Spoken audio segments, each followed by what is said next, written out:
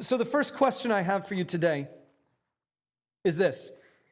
If you are a follower of Jesus, why?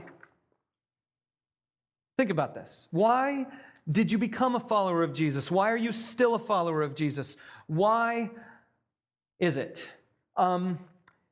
Maybe you're not yet a follower of Jesus. Maybe you're just exploring this whole Christianity thing. Maybe today's your first time back in church for a long time. Or maybe it's your first time ever being in a church and you're just kind of exploring this thing. Why are you interested? Why are you interested in following Jesus? Why are you interested in coming to church? And incidentally, if this is your first time, later on we're going to take an offering, and you know the deal. If you've been around here a while, you put money in. But the people who are here for the first time, we want to get the cards that are in the bulletin there, the things on the backside. And I'm going to ask you in a few minutes to jot down some things, and you might want to jot them down on the backside of your card, whether you're first time or not. But here's the deal. If you are interested in Jesus, you have a reason, and I want to know what that reason is. Of course, I can't know all of your reasons right now. You haven't even really thought through it. I'll tell you my reason. When I came to become a Christian, when I gave my heart to Jesus, when I prayed the prayer and was saved, I was 3 years old, and I was afraid of hell. Because, see, it was Valentine's Day, and this lady had come to our church, and she had this board. It was an amazing, miraculous, magical board. It was covered with flannel. And on this board, covered with flannel, they would put little colored paper dolls. And the paper dolls had some type of other flannel on the backside or stickiness. They called it a flannel graph. They never put graphs up there. I mean, I'm a mathematic kind of guy, and maybe as a 3-year-old, I would have been intrigued by a graph. But they never put graphs up there. It was just paper dolls. So anyway, she had this board up here with paper dolls, and I don't remember anything of the day. I don't remember why I was there. I was 3, my sister was 6, she was in the room. It was probably an event that she was supposed to be at, and there was no childcare or something, so I was in there too, and I guess I could sit still. I don't remember anything of the day. I must have been hyperactive, I don't know. But one thing, I remember one diagram on the flannel graph, and that diagram was a diagram where on the bottom of the flannel graph, there was a whole lot of fire. Not real fire, paper fire. Colored orange, paper doll fire, 2-dimensional fire, but it looked hot. And it was on the bottom of the flannel graph. At the top of the flannel graph were clouds and sunshine. And the bottom of the flannel graph was hell. And the top of the flannel graph was heaven. And then she brought this paper doll onto the screen, onto the flannel graph, and she was kind of marching him across, and she told us that this paper doll was going to end up in hell. And she put that paper doll in the midst of all those flames and fire. And I was like, what? Is hell like coming tomorrow? I was freaked out. I was 3. I didn't get the whole concept of this is like after you die. I was just like, some paper doll is going to hell. And then she turns and she says, and all of us are going to hell unless you ask Jesus into your heart.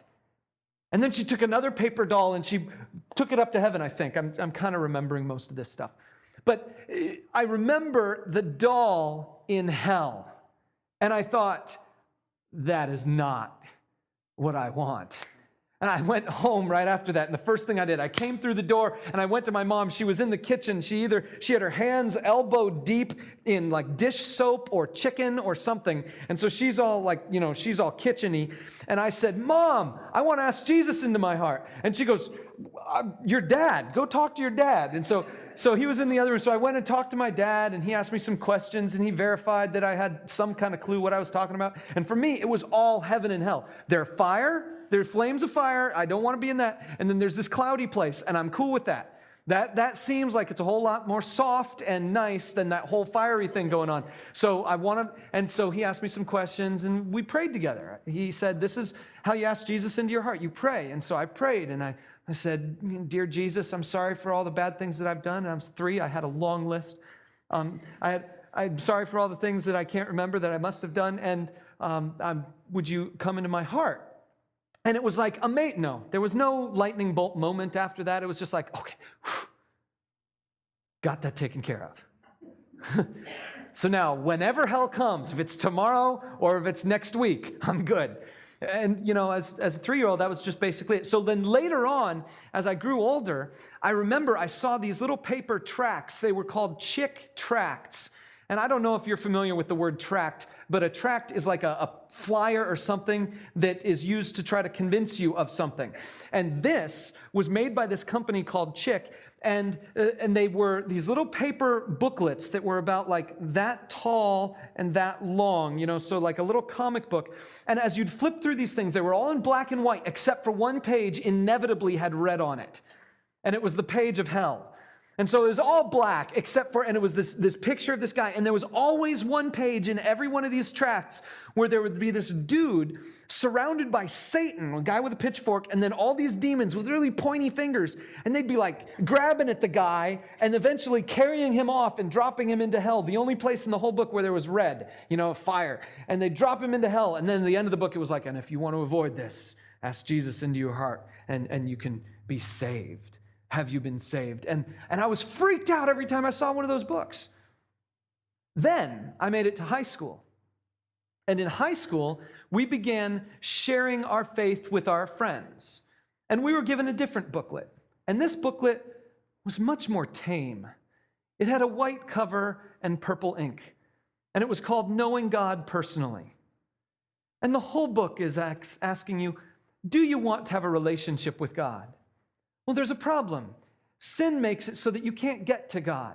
And Jesus forms a bridge that you can then cross on that bridge to come to know God. And it was all wholesome, and hell wasn't even in the diagram. I mean, there was this cliff that you could walk off the cliff, but they didn't put any flames at the bottom of the cliff. There was a bridge that looked like a cross, and you could cross on the cross and come over here to where God was. And it was a brilliantly simple diagram. I loved it, but there weren't any hell flames. And now it was just about you can know God and have a relationship with Him. Later on, I began to hear more and more people's stories, and eventually I began to hear stories that went something like this.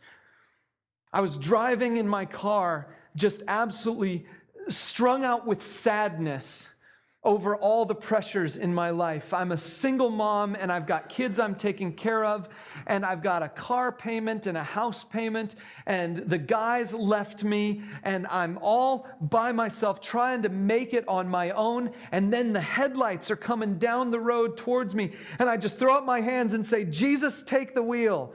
Take it from my hands, because I can't do this on my own. You've heard the story, right? And of course, then Jesus swoops in and He makes life better.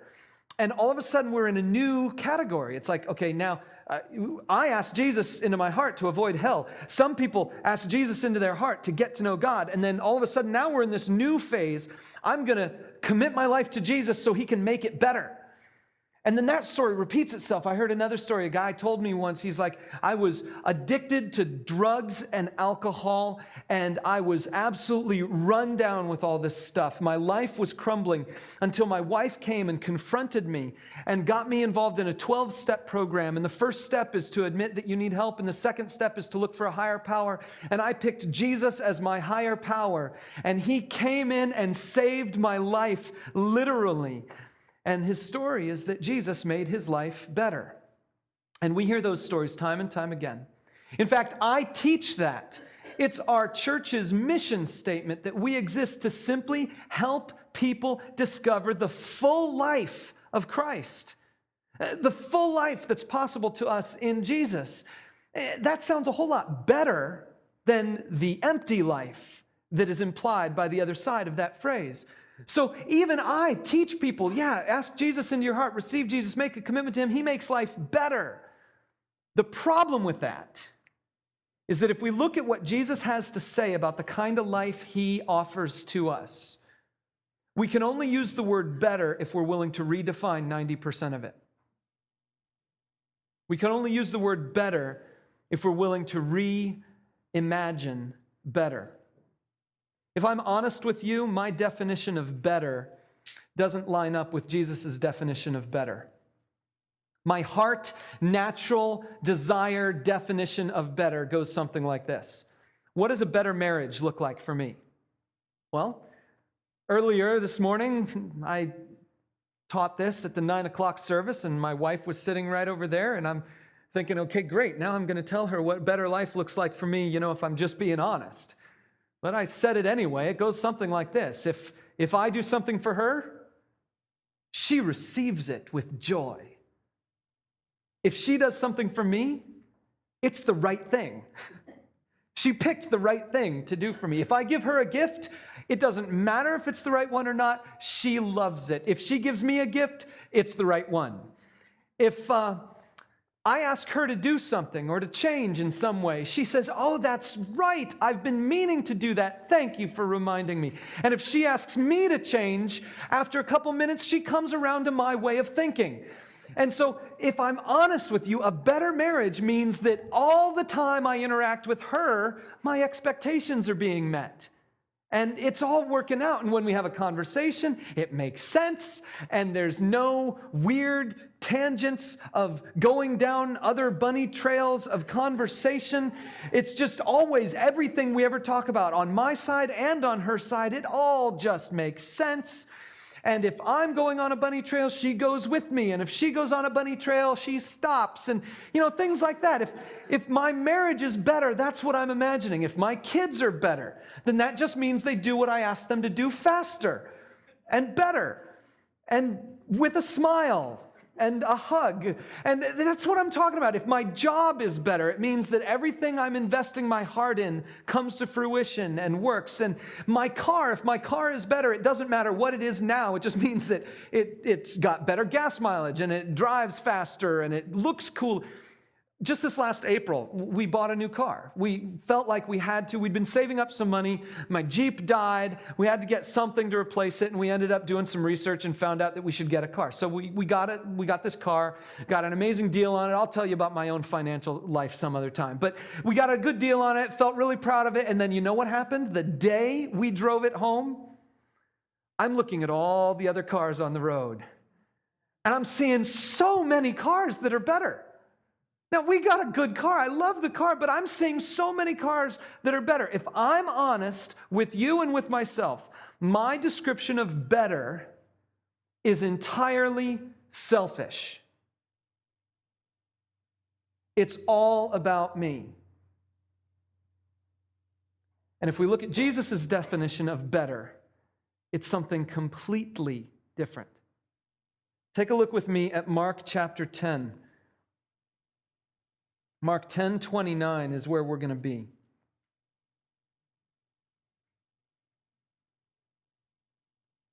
Jesus says, "Truly, I tell you, no one who has left home or brother